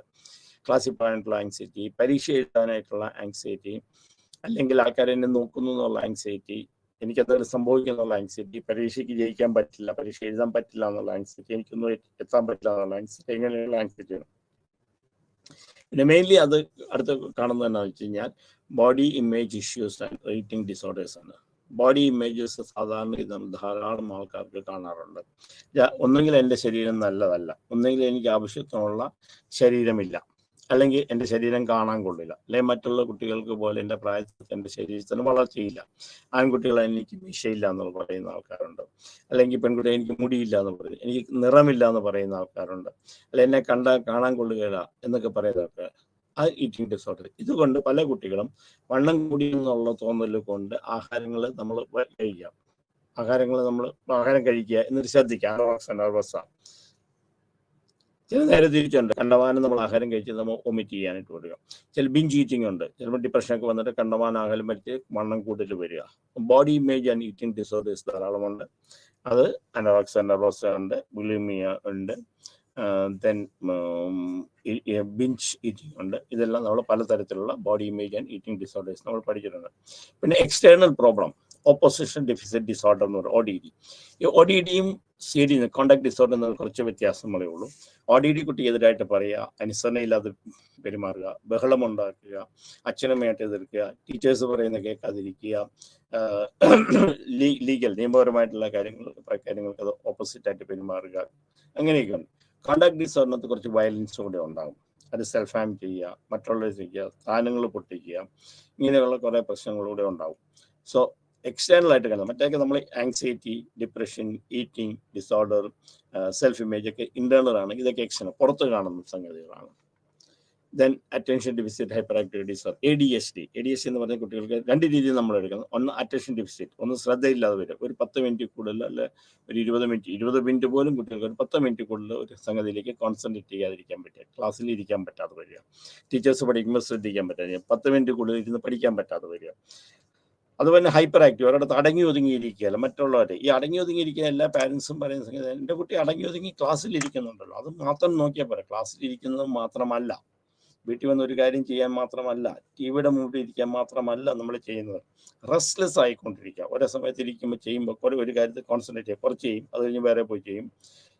അത് ക്ലാസ്സിലാണെങ്കിൽ കുറച്ച് നേരം ഇരിക്കും, അല്ലെങ്കിൽ അവൻ്റെ ശ്രദ്ധ പോകുമ്പോൾ വേറെ ആൾക്കാർ ഇത് ചെയ്യുക, ക്ലാസ്സിൽ എഴുന്നേറ്റ് നിൽക്കുക, പിന്നെ കൂടെ ക്വസ്റ്റ്യൻ എഴുന്നേറ്റ് ചോദിക്കുക, ഹൈപ്പർ ആക്റ്റീവ് റിസ്ക് ഫാക്ടേഴ്സ് ഒക്കെ ഒത്തിരി ചെയ്യുക. അപ്പം കുറേ കാര്യങ്ങൾ കൂടിയിട്ടാണ് ഹൈപ്പർ ആക്റ്റീവ് ഡിസോർഡർ നമ്മൾ ചെയ്യുന്നത്. അപ്പം ADHD എന്ന് പറയുന്നത് നമ്മൾ മര്യാദയ്ക്ക് നമ്മൾ കണ്ട് മനസ്സിലാക്കി ഒരു എക്സ്പെർട്ടിൻ്റെ അടുക്ക് പോയി ഡയഗ്നോസ് ചെയ്യേണ്ടതാണ്. കാരണം അതിനകത്ത് ഒന്ന് ADD ഉണ്ട്, അറ്റൻഷൻ ഡെഫിസിറ്റ് ഉണ്ട്, ഹൈപ്പർ ആക്റ്റീവ് ഉണ്ട്. ചിലപ്പോൾ ADD മാത്രമുള്ള കുട്ടികളുണ്ട്, അറ്റൻഷൻ ഡെഫിസിറ്റ് മാത്രമുള്ള കുട്ടികളുണ്ട്. സാധാരണഗതി ജെൻഡർ അനുസരിച്ച് ADHD കൂടുതൽ ആൺകുട്ടികളാണ് കാണുന്നത്, പെൺകുട്ടികൾ ഇല്ല എന്നുള്ളതല്ല, കൂടുതലും കാണുന്നത് ആൺകുട്ടികളാണ്. ഇത് സാധാരണഗതിയിൽ നമ്മൾ പറയുന്നത് family history of psychiatric problem ഉള്ള ആൾക്ക്, അച്ഛനും അമ്മയ്ക്ക് OCD ഉള്ള ആരെങ്കിലും ഉണ്ടെങ്കിൽ ഇങ്ങനെയൊക്കെ നമുക്ക് ഉണ്ടാക്കാം. പിന്നെ ഹോർമോൺ ഡിഫിഷ്യൻസി കൊണ്ട് പല ഹോർമോൺ ഡിഫിഷ്യൻസികളുണ്ട്. അതുകൊണ്ട് കറക്റ്റായിട്ട് ഇതൊരു ഡയഗ്നോസ് നടത്തേണ്ട ആവശ്യമാണ്. പിന്നെ സബ്സ്റ്റൻസ് യൂസ് ഡിസോർഡർ, അബ്യൂസ്, കാരണം യൂസ് എന്ന് പറയുന്നത് ഉപയോഗിക്കുന്നത്. ഇപ്പം മരുന്നുകൾ കൂടുതൽ എടുത്ത് കഴിക്കുക, ആവശ്യത്തിൽ കൂടുതൽ മരുന്ന് കഴിക്കുക, മരുന്ന് എന്തെങ്കിലുമായിട്ട് മിക്സ് ചെയ്ത് നമ്മൾ കഴിക്കുക, നമ്മൾ മയക്കുമരുന്നുകൾ ഉപയോഗിക്കുക, സബ്സ്റ്റൻസ് യൂസ് ഡിസോർഡർ. അതിനകത്ത് പലതുണ്ട്. അത് മാത്രമല്ല കഞ്ചാവ് വലിക്കുന്നതായിട്ടുണ്ട്, മരുന്നുകൾ ഉപയോഗിക്കുന്നതായിട്ടുണ്ട്, നമ്മൾ തരുന്ന ശരീരത്തിന് പെയിൻ കില്ലേഴ്സ്, പല പെയിൻ കില്ലേഴ്സ് മിസ്യൂസ് ചെയ്യുന്ന സംഗതികൾ കണ്ടിട്ടുണ്ട്. ചിലപ്പോൾ എന്തെങ്കിലും അസുഖത്തിന് കൊടുക്കുന്ന മരുന്നുകൾ മിസ്യൂസ് ചെയ്യുന്നത് കണ്ടു. ഇനി വീട്ടിലാർക്കെങ്കിലും പ്രായമുള്ളവർക്ക് ഉണ്ട്, അവർക്ക് വാങ്ങിച്ചു വെച്ചിരിക്കുന്ന ഇത് ചെയ്യുന്നത് അതെടുത്ത് ഉപയോഗിച്ച് പ്രശ്നങ്ങൾ ഉണ്ടാക്കുന്ന ആൾക്കാരെ കണ്ടിട്ടുണ്ട്. അപ്പോൾ സബ്സ്റ്റൻസ് യൂസ് ഡിസോർഡർ. പൈരോമേനിയ, തീയുമുണ്ട്. പൈരോമേനിയ സാധനം കൂടി തീയുമായിട്ട് കളിക്കുക, എന്നിട്ട് എന്തെങ്കിലും പ്രശ്നങ്ങൾ ഉണ്ടാക്കുക, അങ്ങനെയൊക്കെയാണ്. Then kleptomania. ക്ലെപ്റ്റോമാനിയ ഒരു ഒബ്സസീവ് ഡിസോർഡർ പോലെ തന്നെയാണ്. സാധനങ്ങൾ എടുത്തുകൊണ്ട് പോവുക, ആവശ്യമുണ്ടെങ്കിലും ഇല്ലെങ്കിലും ആ ടെൻഷൻ വരിക, മോഷ്ടിച്ചുകൊണ്ട് പോവുക, നമ്മൾ മറ്റുള്ളവർ അറിയാതെ നമ്മുടെ സാധനങ്ങൾ വേറെ ആൾ എടുത്തുകൊണ്ട് പോകുന്നതാണ് ക്ലെപ്റ്റോമാനിയ എന്ന് പറയുന്നത്. അത് ക്ലെപ്റ്റോമാനിയ ഒരു സാധനം എടുത്തുകൊണ്ടല്ല, അത് റെഗുലറായിട്ട് എടുത്തു തുടങ്ങുമ്പോഴാണ് that is called the kleptomania. ക്ലാസ്സിൽ പോകാനായിട്ടുള്ള മടി കാണിക്കുക. അപ്പം ഇതിനകത്ത് ഈ ക്ലെപ്റ്റോമാനിയ എന്ന് പറയുമ്പോൾ കുട്ടികൾ നോക്കുക, പലപ്പോഴും കുട്ടികൾ വീട്ടിലേക്ക് വരുമ്പോൾ, ഞാൻ പാരൻസിന് വേണ്ടിയിട്ടാണ് ഞാൻ പറയുന്നത്, പലപ്പോഴും കുട്ടികൾ വീട്ടിൽ വരുമ്പം പെൻസിൽ കൊണ്ടുവരും, അല്ലെങ്കിൽ പേന കൊണ്ടുവരും, അല്ലെങ്കിൽ ചിലപ്പം റേസർ കൊണ്ടുവരും, അല്ലെങ്കിൽ ചിലപ്പോൾ ബുക്ക് കൊണ്ടുവരും. ഇതൊക്കെ പറയും എൻ്റെ ഫ്രണ്ട് ഞാൻ തന്നതാണ്, കൊണ്ടുവച്ചിരിക്കാന്ന് പറയും. കാരണം എന്താ വെച്ചാൽ ഇത് കാണുമ്പം എന്തെങ്കിലും അട്രാക്ഷനുള്ള സാധനം തന്നെ വേണമെന്നില്ല, എന്തെങ്കിലും സാധനം കാണുമ്പോൾ അത് വേണമെന്ന് തോന്നുക, അത് എടുക്കുക, എടുത്തുകൊണ്ട് വരിക. അപ്പം നമ്മൾ വീട്ടിൽ വന്ന് കഴിയുമ്പോഴത്തേക്ക് കുട്ടികളുടെ കയ്യിൽ പതിവില്ലാത്ത സാധനങ്ങൾ, അല്ലെങ്കിൽ അവരുടെ അല്ലാത്ത സാധനങ്ങൾ കണ്ടു കഴിഞ്ഞാൽ നമ്മൾ റെഗുലറായിട്ട് കാണുകയാണെങ്കിൽ നമ്മൾ അതിനെക്കുറിച്ച് അന്വേഷിക്കണം, സ്കൂളുമായിട്ട് കോണ്ടാക്ട് വേണം, ആൾക്കാർ അന്വേഷിച്ച് കാര്യങ്ങൾ മനസ്സിലാക്കണം. ഇത് പലപ്പോഴും പല കുട്ടികളും പല രീതിയിലാണ് നമ്മൾ ചെയ്യുന്നത്. അതിന് 1-2 ഉദാഹരണങ്ങൾ ഞാൻ പറയാം. ഒന്നൊരു കുട്ടി സ്കൂളിൽ പോകുമ്പോഴത്തേക്ക് ആരെങ്കിലും കുട്ടികൾ കൊണ്ടുവന്നിട്ടുണ്ടെങ്കിൽ, പൈസ കൊണ്ടുവന്നിട്ടുണ്ടെങ്കിൽ, അവരുടെ ഇൻസ്ട്രുമെൻറ്റ്, സാധാരണ കുട്ടികളൊക്കെ പൈസ ശേഖരിക്കുന്ന ഇൻസ്ട്രുമെൻറ്റ് ബോക്സിനകത്ത് നിന്ന് പൈസ എടുത്തുകൊണ്ട് പോവുക. അപ്പോൾ ഒരിക്കലും ഈ കുട്ടിക്ക് അങ്ങനെയുള്ള പൈസയുടെ ആവശ്യമില്ലാത്തതാണ്. വീട്ടിൽ അച്ഛനും അമ്മയ്ക്ക് നല്ല ജോലിയുണ്ട്, അച്ഛനും അമ്മയ്ക്ക് ഇഷ്ടംപോലെ പോക്കറ്റ് മണി കൊടുക്കുന്നുണ്ട്. എന്നാലും ആരെങ്കിലും ഈ പൈസ ഉണ്ട് എന്ന് ഇയാൾ അറിഞ്ഞു കഴിഞ്ഞു കഴിഞ്ഞാൽ അതെടുത്തവൻ്റെ അയാൾക്ക് സമാധാനമാകുള്ളൂ. പിന്നെ വേറൊരു പയ്യനുണ്ട്, ആരുടെയും കാൽക്കുലേറ്റർ, എഞ്ചിനീയർ പഠിക്കുകയാണ്, അയാൾ ഏതെങ്കിലും മുറി പോയിട്ടുണ്ടെങ്കിൽ കാൽക്കുലേറ്റർ കണ്ടു കഴിഞ്ഞ് കഴിഞ്ഞാൽ അയാൾക്ക് അത് എടുക്കാൻ തോന്നും. ഒരു ദിവസം ഒരു കാൽക്കുലേറ്റർ മതി, അത് കഴിഞ്ഞ് 2 ദിവസം കഴിയുമ്പോൾ തിരിച്ചുകൊണ്ട് അയാൾ വെക്കും. പക്ഷെ അത് കണ്ടു കഴിഞ്ഞ് കഴിഞ്ഞാൽ അയാൾക്ക് എടുക്കാനായിട്ടുള്ള ടെൻഡൻസി ഉണ്ടാവും. അത് ഇങ്ങനെയൊക്കെയുള്ളതാണ് ക്ലെപ്റ്റോമാനിയ എന്ന് പറയുന്നത്. ക്ലാസ്സിൽ പോകാനുള്ള മടി, ക്ലാസ്സിൽ റെഗുലറായിട്ട് ആബ്സെൻ്റ് ആകുക, ക്ലാസ്സിൽ നിന്ന് പോവുക എന്ന് പറഞ്ഞിട്ട് പോവുക. ഇനി നമ്മൾ നോക്കുന്നത് ഇത് അസസ്മെൻറ്റ്, എങ്ങനെയാണ് കുട്ടികളെ നമ്മൾ ഈ പ്രശ്നങ്ങളൊക്കെ വന്നു കഴിഞ്ഞാൽ ചെയ്യുന്നത്. റഫറൽ എന്ന് പറഞ്ഞു കഴിഞ്ഞാൽ നമ്മൾ വേറൊരിടത്തേക്ക് റെഫർ ചെയ്യുകയാണ്. ചുമ്മാ നമ്മളൊരു കുട്ടിയെ പറഞ്ഞു വിടുക എന്നുള്ളതല്ല അതിൻ്റെ കാര്യം. അപ്പം ആദ്യം നമ്മൾ സ്കൂളിൽ നമ്മൾ കണ്ടു ഒരു കുട്ടിക്ക് പ്രശ്നമുണ്ട് എന്ന് പറഞ്ഞു കഴിഞ്ഞാൽ ആദ്യം ആ കുട്ടിയെ നമ്മൾ നേരെ റെഫർ ചെയ്ത് ഒരു പ്രൊഫഷണൽ അടുക്കിലേക്ക് വിടുകയല്ല. അപ്പം നമ്മൾ കുട്ടിക്ക് ഉണ്ടെന്ന് മനസ്സിലാക്കി നമ്മളതിന് റിയലി ശരിക്കും ഇയാൾക്ക് ഇതിനെക്കുറിച്ച് നമുക്കൊരു ട്രീറ്റ്മെൻറ്റ് ആവശ്യമുണ്ടോ. അപ്പോൾ റെഫർ ചെയ്യുന്നതെന്ന് വെച്ചാൽ ട്രീറ്റ്മെൻറ്റിന് മാത്രമല്ല, ഒരു അസസ്മെൻറ്റിനും കൂടെ നമുക്ക് റെഫർ ചെയ്യാം. അപ്പോൾ ആദ്യം ഒരു കുട്ടിക്ക് എന്തെങ്കിലും പ്രശ്നമുണ്ടെങ്കിൽ നമ്മൾ എന്താ ചെയ്യേണ്ടത്? First thing that you discuss with teachers identify ചെയ്തു. എന്താ കോൾ ദ പാരൻസിനെ വിളിക്കണം. പാരൻസിനെ വിളിച്ചു കഴിഞ്ഞാൽ അവരുമായിട്ട് ഡിസ്കസ് ചെയ്യണം. ദെൻ സ്കൂൾ സൈക്കോളജിസ്റ്റ് അവരോട് നോക്കിയിട്ട് ആദ്യം ഒരു പ്രീ റെഫറൽ, ഇത് വേണോ വേണ്ടിയോ, ഇതിൻ്റെ സിവിയറിറ്റി എത്രയുണ്ട്, എത്ര കാലമായിട്ട് കണ്ടു, അവൻ്റെ എല്ലാവരുമായിട്ട് നമ്മൾ കാര്യങ്ങൾ കളക്ട് ചെയ്തു. എന്നിട്ട് then we are planning to referral എന്ന് പറയുന്ന പല കാര്യങ്ങൾ. ഒന്ന് assessment, real assessment, what is this problem, കറക്റ്റായിട്ട് ഇതിൻ്റെ പ്രോബ്ലം എന്താണ് എന്ന് മനസ്സിലാക്കുക. അത് കഴിഞ്ഞിട്ട് നമ്മൾ അവർക്ക് ട്രീറ്റ്മെൻറ്റ് കാര്യങ്ങൾ എന്തൊക്കെയാണ് ഇൻ്റർവെൻഷൻ വേണ്ടത്, that is called referral and pre referral. Then first one ഇത് ഫോർമൽ റെഫറലാണ്. ഫോർമൽ റെഫറൽ എന്ന് പറഞ്ഞു കഴിഞ്ഞാൽ നമ്മളിത് നോക്കി നമ്മൾ ആദ്യം റെഫറൽ ആൻഡ് പ്രീ റെഫറലാണ്. റെഫറൽ ചെയ്ത കാര്യങ്ങൾ ശരിയാണെന്ന് നോക്കുക. നമ്മൾ ഒരാളുടെ മുമ്പിലേക്ക് നമ്മൾ വിടുന്നതിന് മുമ്പ് നമ്മൾ അതിനെ കാര്യം നമ്മളൊന്ന് ഡിസ്കസ് ചെയ്യാം. അത് പാരൻസിനെ കാര്യങ്ങളെ കുറിച്ച് മനസ്സിലാക്കുക. സ്കൂൾ ടീച്ചേഴ്സുമായിട്ട് നമ്മൾ എല്ലാ കാര്യങ്ങളും ഡിസ്കസ് ചെയ്ത് കഴിഞ്ഞിട്ട് ഇതെല്ലാം തോന്നുന്നത് ഫോർമലായിട്ട് we refer to some case. Even we are referring to a psychologist for formal test. എന്തൊക്കെയാണ് ടെസ്റ്റ്? അവൻ്റെ IQ ടെസ്റ്റ് ചെയ്യണം, കരിയർ ഇതിനുള്ള പ്രോബ്ലംസ്, എന്താണ് ഇവൻ്റെ പ്രശ്നങ്ങളെക്കുറിച്ച് നമ്മൾ ഒരു ടെസ്റ്റ് നടത്തും. That is called formal referral. Then school base remedial measures programme ഉണ്ട്. അത് എന്തൊക്കെയാണ്? നമ്മൾ നോക്കാം. One is positive behaviour support from teachers in the classroom. ആദ്യം ഇയാൾക്ക് ഒരു positive behaviour support. Positive behaviour support എന്ന് വെച്ചാൽ ഈ കുട്ടിയെ നമ്മൾ പരിഗണിക്കുക, ഒരു പ്രോബ്ലം ഉണ്ടെന്ന് മനസ്സിലാക്കി അയാൾ ഒരു നല്ല കാര്യം ചെയ്ത് കഴിഞ്ഞാൽ ഗിവ് എ റിവാർഡ്, അല്ലെങ്കിൽ ഏതെങ്കിലും ഒരു പോസിറ്റീവ് നമ്മൾ അപ്രീഷിയേറ്റ് ചെയ്യാം. അപ്പോൾ ആ ഒരു സംഗതി വരുമ്പോഴത്തേക്ക് that is called the teachers class റൂമിനകത്ത് അവന് പോസിറ്റീവ് നല്ല കാര്യങ്ങൾ ചെയ്യുമ്പോൾ അവൻ്റെ ബിഹേവിയറിനെ നമ്മൾ റീഇൻഫോഴ്സ് ചെയ്യാൻ വേണ്ടി ചെയ്യുക. അതാണ് ആദ്യം നമ്മൾ പറഞ്ഞത്, നമ്മൾ ബിഹേവിയർ കണ്ടീഷനിങ്, അവനെ കണ്ടീഷൻ ചെയ്യാം. എ പോസിറ്റീവ് ഫിസിക്കൽ എൻവയോൺമെൻറ്റ്, ആ കുട്ടിക്ക് വേണ്ട ഒരു സാഹചര്യങ്ങൾ, ആ കുട്ടികൾക്ക് വേണ്ട സാഹചര്യം കുട്ടിക്ക് വേണ്ടിയിട്ട് ക്ലാസ് റൂം മാറുക എന്നുള്ളതല്ല, അയാളുടെ പ്രോബ്ലം എന്താണെന്ന് മനസ്സിലാക്കി ആ കുട്ടിക്ക് അവിടെ ഉണ്ടാകുന്ന പ്രശ്നങ്ങൾ, ചിലപ്പോൾ പി എ ഗ്രൂപ്പ്സിൻ്റെ ഇടയ്ക്ക് എന്നുള്ളതായിരിക്കാം, ചിലപ്പോൾ പർട്ടിക്കുലർ ഒരു സാഹചര്യം പഠിക്കാനുള്ളതായിരിക്കാം, ചിലപ്പോൾ പർട്ടിക്കുലർ കാര്യങ്ങൾ ടീച്ചർ പറയുന്നതിൻ്റെ പ്രശ്നങ്ങളായിരിക്കാം, അല്ലെങ്കിൽ എന്തെങ്കിലും ഒരു ലേണിംഗ് ഡിസബിലിറ്റി ഉള്ള കുട്ടിയായിരിക്കാം, കാൽക്കുലേറ്റ് എങ്ങനെയാണ്. അപ്പം നമ്മൾ അതിനുള്ള പോസിറ്റീവ് എൻവയോൺമെൻറ്റ് അവന് പറ്റുന്ന രീതിയിൽ നമ്മൾ സ്കൂളിനകത്ത് വേണ്ട കരിക്കുലം ബാക്കിയുള്ള ചേഞ്ച് ചെയ്യാം. ചില ക്ലിയർ റൂൾസ് ആൻഡ് എക്സ്പെക്ടേഷൻ, നമ്മൾ മേക്ക് ക്ലിയർ റൂൾ. ഇവനോട് പറയാം, നിന്നെ അന്ന് പ്രതീക്ഷിക്കുന്നത് ക്ലാസ്സിൽ നമ്മൾ ബഹളം ഉണ്ടാക്കാതിരിക്കണം, പിന്നെ ഈ ക്ലാസ്സിലെ നിയമങ്ങൾ നീ പാലിക്കണം. സോ നമ്മൾ അവനെ കാര്യങ്ങൾ പറഞ്ഞ് മനസ്സിലാക്കുക. അപ്പോൾ ഇന്ന കാര്യങ്ങൾ നീ ക്ലാസ്സിൽ ചെയ്യാവുള്ളൂ, ഇന്ന കാര്യങ്ങൾ ചെയ്യരുത്, ഇന്നത് ചെയ്യാൻ പാടില്ല, ഇന്നതാണ് പ്രതീക്ഷിക്കുന്നതെന്ന് പയ്യനെ മനസ്സിലാക്കി കൊടുക്കാം. അപ്പം ആദ്യം ഒരു ബിഹേവിയർ സപ്പോർട്ട് ടീച്ചേഴ്സ് അവനെ സപ്പോർട്ട് ചെയ്യുക, അവൻ്റെ പ്രശ്നങ്ങൾ എന്താണെന്ന് മനസ്സിലാക്കി ചെയ്യുക. പിന്നെ അതിനനുസരിച്ച് ചുറ്റുപാടുകൾ നമ്മൾ മാറ്റുക. ചുറ്റുപാടുകൾ മറ്റേ ക്ലാസ്സിലെ കുട്ടികളെ മാറ്റാൻ അങ്ങനെയൊന്നുള്ളതല്ല. ചിലപ്പോൾ ചില കുട്ടികൾക്ക് ചില ഒറ്റയ്ക്ക് ഇത് പഠിക്കണമെന്നുണ്ട്. ചിലപ്പോൾ ക്ലാസ് ഒരുമിച്ച് 2-3 പേരിക്കുന്നിടത്ത് ഇരിക്കാൻ പറ്റില്ല. ചിലപ്പോൾ സ്ലോ റൈറ്റർ ആയിരിക്കാം, അയാൾക്കത് പറഞ്ഞു കൊടുക്കണം, അല്ലെങ്കിൽ ആരെങ്കിലും ഹെൽപ്പ് ചെയ്യാനായിട്ട് നമ്മൾ സഹായിക്കാം, ഹെൽപ്പ് ചെയ്യാനായിട്ട് നമ്മൾ ഏൽപ്പിക്കാം. അങ്ങനെ ചെയ്യുന്ന ഒരു എൻവയോൺമെൻറ്റ് മറ്റുള്ള കുട്ടികളോടും കാര്യങ്ങളും മനസ്സിലാക്കി അവരെയും കൂടെ ഹെൽപ്പ് ചെയ്യുന്ന രീതിയിലാക്കാം. അപ്പോൾ ഇയാൾക്കൊരു ക്ലിയർ റൂൾസ് ഉണ്ടാക്കി ഇന്ന കാര്യങ്ങൾ ചെയ്യണം. പിന്നെ റൂൾസ് ഉണ്ടാക്കി കൊടുത്തില്ല. നമ്മൾ എപ്പോഴും പറയുന്നത് ഒരു കാര്യം നടത്താമെന്ന് തീരുമാനിച്ച കാര്യങ്ങൾ നടത്തുകയും കൂടെ വേണം. അപ്പം ആ എന്തൊക്കെയാണ് റൂൾസ് ആൻഡ് റെഗുലേഷൻസ് ചെയ്യാം, നിൻ്റെ എക്സ്പെക്ടേഷൻ എന്തൊക്കെയാണ് നിന്നിൽ നിന്നുള്ളത്, അത് നീ എങ്ങനെ ഞങ്ങൾ മെയിൻറ്റെയിൻ ചെയ്ത് തരണമെന്ന് നമ്മൾ പറഞ്ഞ് മനസ്സിലാക്കി കൊടുക്കുക. അപ്പോൾ ഈ സ്റ്റുഡൻറ്റ് ഇത് ചെയ്യാൻ വേണ്ടി നമ്മൾ എക്സാമ്പിൾ ഒരു ഹോംവർക്ക് നമ്മൾ ചെയ്യാനായിട്ടുണ്ട്.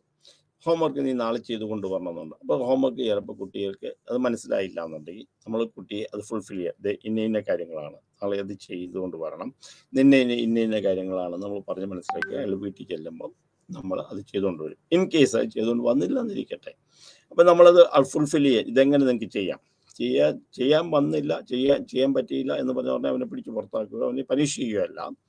അതിനകത്ത് എങ്ങനെ അതൊരു പോസിറ്റീവ് റീഇൻഫോഴ്സ്മെന്റ്, അതൊന്ന് പനിഷ് ചെയ്യാൻ പാടില്ലെന്നല്ല, പനിഷ്മെന്റും ഒരു സർട്ടൻ വരെ റീഇൻഫോഴ്സ് ചെയ്യാനാക്കാം. അപ്പം ചില കാര്യങ്ങൾ ചെയ്യുമ്പോൾ നമ്മൾ പനിഷ് ചെയ്താൽ അത് റിപ്പീറ്റ് ചെയ്യാതിരിക്കും.